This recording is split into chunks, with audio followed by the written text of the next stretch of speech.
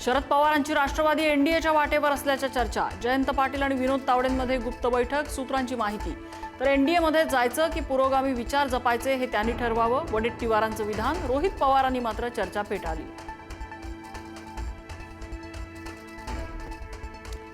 चांदीची वीट कोणी, कुणाकडे आणि कधी दिली? राम मंदिर ट्रस्टचे कोषाध्यक्ष गोविंद देवगिरी यांची पुढारी न्यूजला एक्सक्लुझिव्ह प्रतिक्रिया। चांदीची वीट गायब झाल्याच्या ठाकरेंच्या शिवसेनेवर प्रत्युत्तर।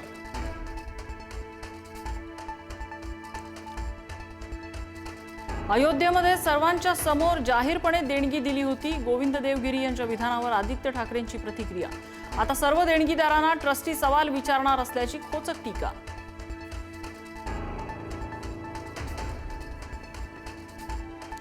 कल्याण महापालिकेच्या रुग्णालयात महिला डॉक्टर, नर्स आणि कर्मचाऱ्यांना मारहाण। शिवसेना नगरसेवक रमेश म्हात्रेंकडून मारहाणीची घटना सीसीटीव्हीत कैद।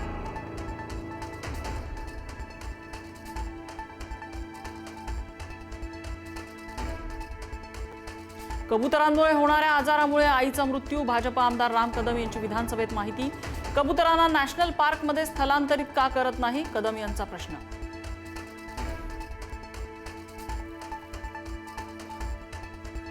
चेतन अग्रवाल हत्या प्रकरणात नवा खळबळजनक खुलासा। मुख्य आरोपी सिया गोयल आणि चेतन चौधरीचं 4 महिन्यांपूर्वी गुपचूप लग्न झाल्याची माहिती पोलीस तपासात समोर।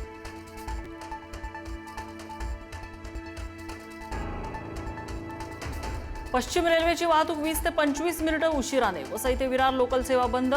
चर्चगेट ते वसई लोकल सेवा सुरू।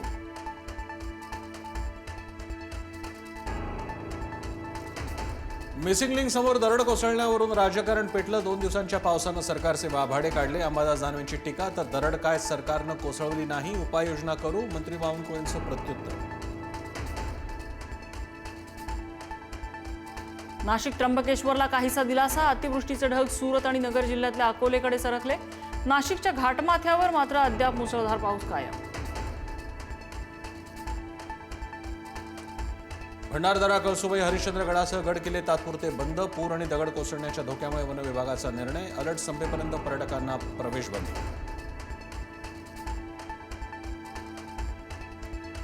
सुरतमध्ये मुसळधार पाऊस। अनेक भागांमध्ये पूरसदृश्य परिस्थिती।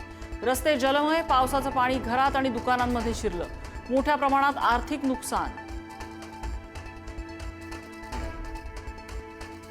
राज्यासाठी पुढील काही तास धोक्याचे। 8 जुलैपर्यंत अनेक जिल्ह्यांना रेड आणि ऑरेंज अलर्ट। मुंबई, ठाणे, पालघर, कोकण आणि पश्चिम महाराष्ट्रात पूरस्थिती गंभीर।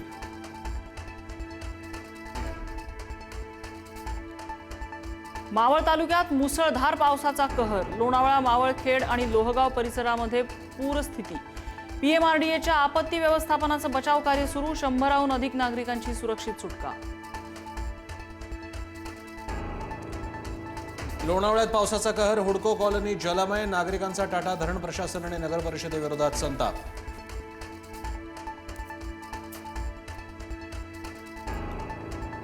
उल्हास नदीच्या पुराचा कल्याण डोंबिवलीमधल्या पाणी पुरवठ्यावरती परिणाम। बारवे जलशुद्धीकरण केंद्राचा पाणी पुरवठा 48 तास बंद। केरळच्या वायनाडमध्ये मुसळधार पावसामुळे भूस्खलन। काळजाचा थरकाप उडवणारे दृश्य। ढिगाऱ्याखाली अनेक कामगार अडकल्याची माहिती। एनडीआरएफकडून बचावकार्य सुरू।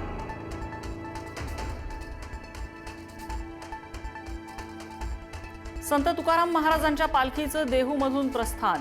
टाळ मृदुंगाच्या गजरात देहू नगरी दुमदुमली। तर पैठणमधून संत एकनाथ महाराजांच्या पालखीचं प्रस्थान।